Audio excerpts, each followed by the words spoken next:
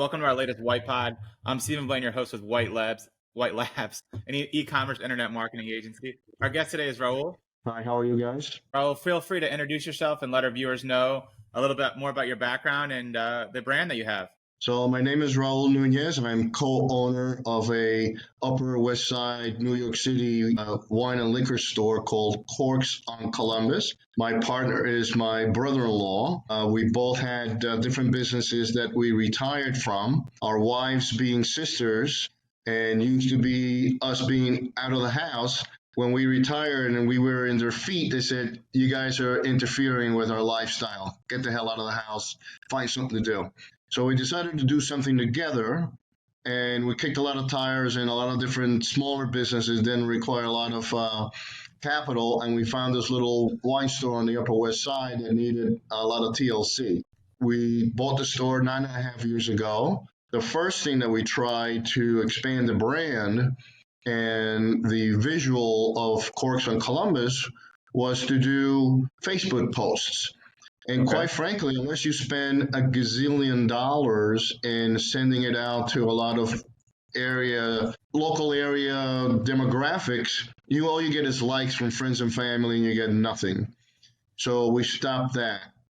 Now with the birth of Instagram being so popular, I've been trying Instagram posts and different kind of methods to try to bring some information to customers and people that will stop by the site or see it on the rolls. And I've kind of started a couple of things that are resonating quite well. One is a little post called Wine Made Easy, where I just started a couple of weeks ago, where I'll take a couple of bottles of wine that most people don't know about, describe what they are, what the differences are, and what makes those wines different. And the other thing, just a fun thing called In Your Own Words, where we film or record some of our favorite customers, but I'm off camera telling them what to say, quote unquote, in their own words. So that's been resonating quite well because it's fun, and it just makes give it a different awareness to the store. Awesome, that's great. You have an e-commerce website, correct? You can buy on your site.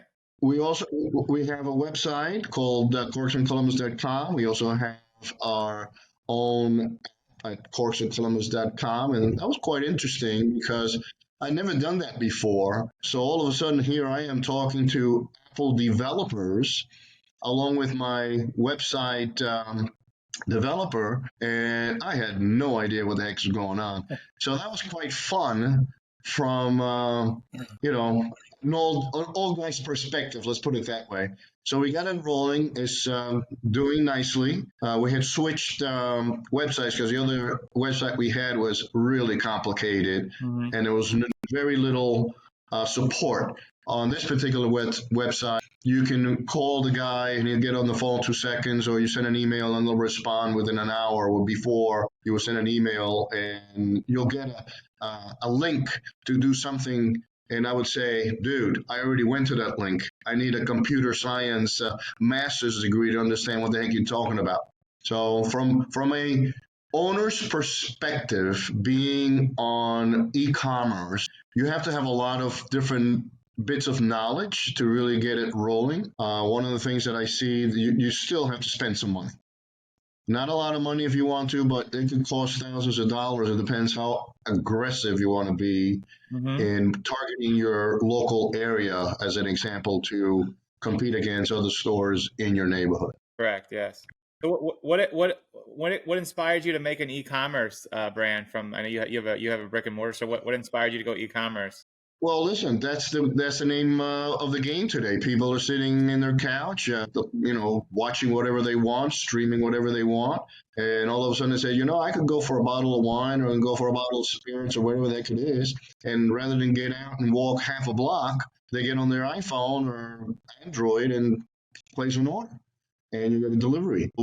Either you roll with the punches or you die. The other thing is, if you want to expand your reach to the United States, since we do sell and ship all over the place, you have to have a site online. We'll have people from Florida, Texas, all kinds of different states buying a bottle of wine that only I have, or a bottle of bourbon or whiskey that only I have because it's a collector's Awesome. item. Yeah. Yeah, so you have to again deal through the competition to see what can make you a little different and stand out from the guy next door. Awesome. That's great. So, I mean, besides being in your local audience of your local area of people that, are looking to buy spirits and wine, who is your target audience besides that? Well, we found that the target audience today are people under 50. Okay. Young people between 25 and 50 are more open to go online and buy, and but they're also more open to new wines. As an example, I just did a little post on Instagram about healthier options. The trend today is low alcohol, low calorie wines, and a lot of young women will come in because they want to keep their figure, or Of course. they might have, starting with diabetes or something. So they look for lower alternatives. The issue with those is that they're not the best tasting wines. Yeah. Some of them are really, for me, as a big wine guy that drinking wine and studying wine for over 40 years, some of them just are delicious. They're really, really bad. So we'll go and taste a lot of them to maintain the brand that we have in the store, that our wine, any wine that you pick in at Corks and Columbus, is going to taste really good. So that's what Awesome. we try to do. What is your wine of choice? Say that again, please. What's your wine of choice? My wine of choice is usually what I'm in the mood for that particular day. I usually like Spanish wines. I love different areas in Spain. They're quite good. That's because my grandfather was from Spain, Awesome. and when I was a little boy in Cuba, we always had a bottle of wine at dinner. So that was my first exposure to wine. Then I started drinking more wines in college when I would invite a date for, I would cook and have a bottle of wine, and no one ever did that before. Then it was just fun. I love wine. So Spanish one is one, and two, all kinds of different Pinot Noirs. They have a lot of different taste exposures, or taste, not exposure, but taste parameters between earthiness or brightness, a little cherry. Depends on where it's from. And lastly, it would be Italian wines. I mean, I love Italian wines too, but my preference would be the other two. Awesome. What are your best selling is wine of all your products? Wine is usually, like a daily consumption, because people will come in after work and they go, you know what, I'm cooking pasta bolognese, and they'll come in, hey, Raul, what can I get, for $30 that tastes really good with pasta bolognese? Or I just brought this pizza. Give me something for $20 that can go with a pizza. Great. So, I'll give them something that will go really well with a particular pizza. Could be pizza Awesome. with mushrooms. You're gonna give them something different than pizza with pepperoni. And you talk to the customer within their likes and try to guide them to something that would pair well. And that's my my pet peeve. That sometimes people will come in and pair something that is like it's not gonna pair well because some of the flavors are going to clash with each other. Same thing when you go to a restaurant. The sommelier of the restaurant works with the chef, and they pair the wines for their cuisine for the most part. And that's what I try to do. Awesome. So, what makes you different or better than your competitors? So we really work really, really hard at customer service. We don't upsell. We listen to the customer. What are you doing? What are you cooking? Special occasion? Is it a gift? You ask the customer questions prior to you recommending a bottle of wine. That's key. And they really respond well to that because they keep coming back. They'll leave reviews. Most of the reviews are positive. You always get somebody that had a bad day, and they give you 1 star because you didn't say hello when they walked in the doors. It's like that's today's world. You can't You please can't help everybody, it. but yeah.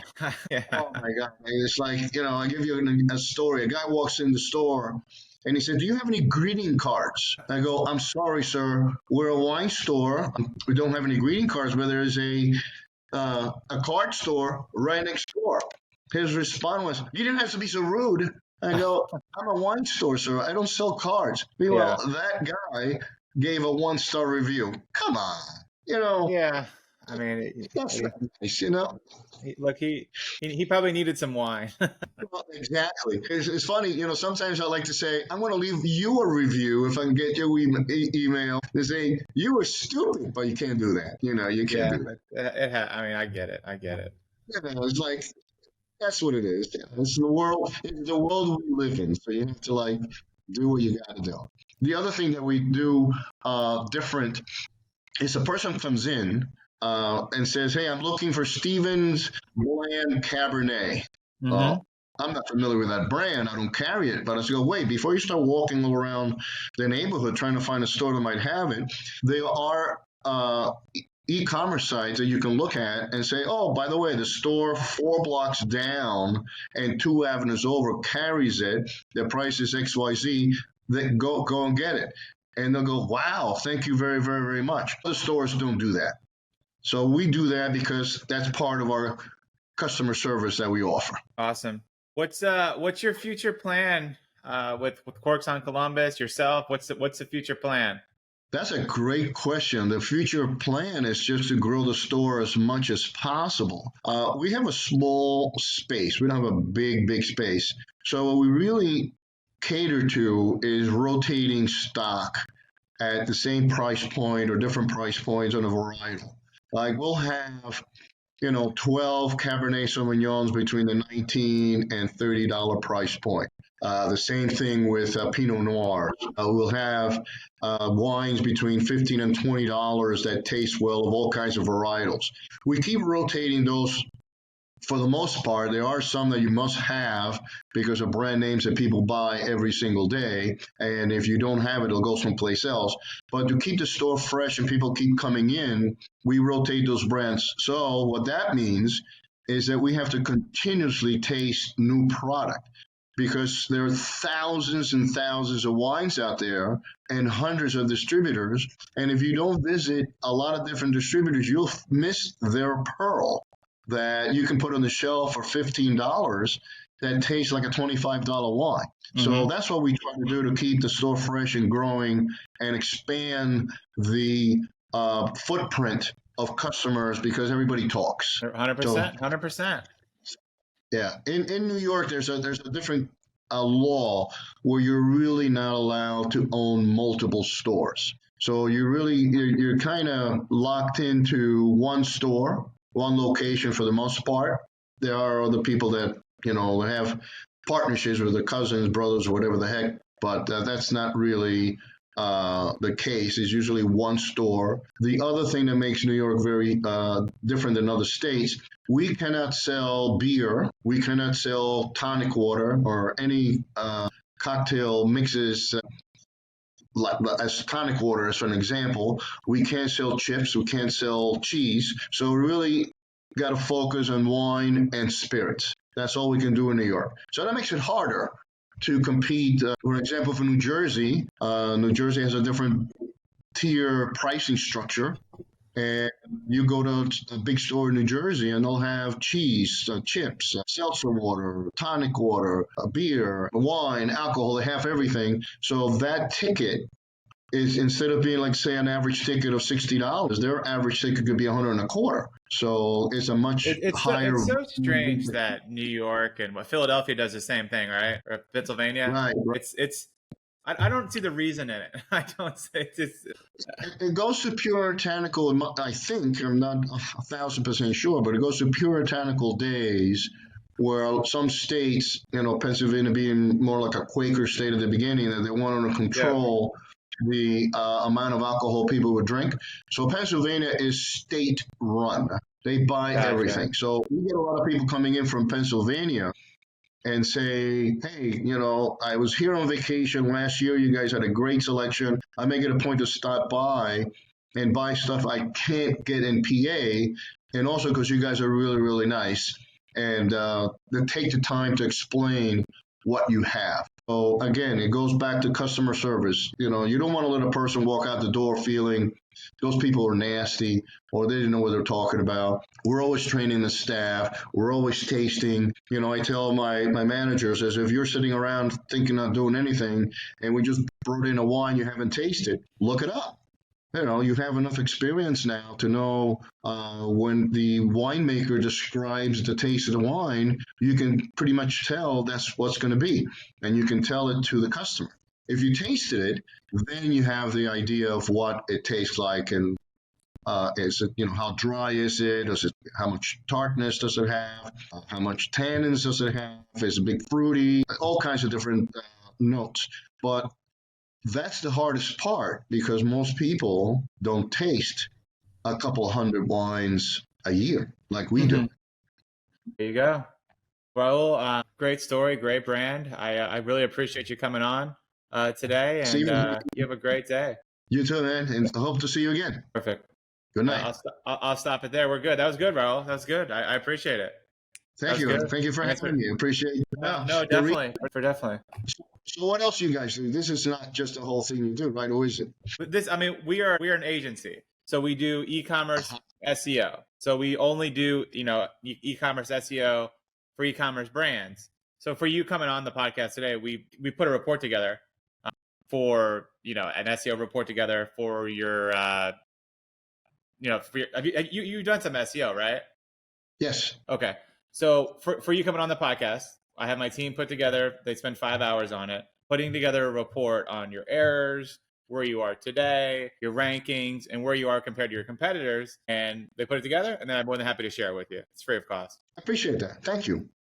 I just need like 2 of your competitors, and I'd be more than happy to make it and send it over to you and go over with you. Well, my biggest competitor is 67 Wine and Spirits, and they've been around for over 60 plus years. Okay. The second competitor is the reason they're competitors. Their store footprint is 3 times our size, so they carry 4 to 5 times the amount of SKUs versus us, because just of their size, and that is called Beacon Wine and Spirits. Other than that, everybody's a competitor. Beacon. Beacon, like the light, the beacon of a lighthouse. Yep, I see it. Yep. Those are the 2 biggest competitors. Are they on Broadway? No. Well, yeah, one is on Broadway. That's Beacon. Oh, Nicole. And the other one is on Columbus Avenue and 68th Street, where we're on Columbus Avenue and 75th Street. Appreciate it. Perfect. It makes total sense. Hi, Nicole, how are you? That's the other thing. I'm good. How are you? Good. Nicole's coming on in 5 minutes. Then I'm leaving. Goodbye. See you later. Bye. Thank you, Raul. I appreciate your time. Take care. Bye-bye.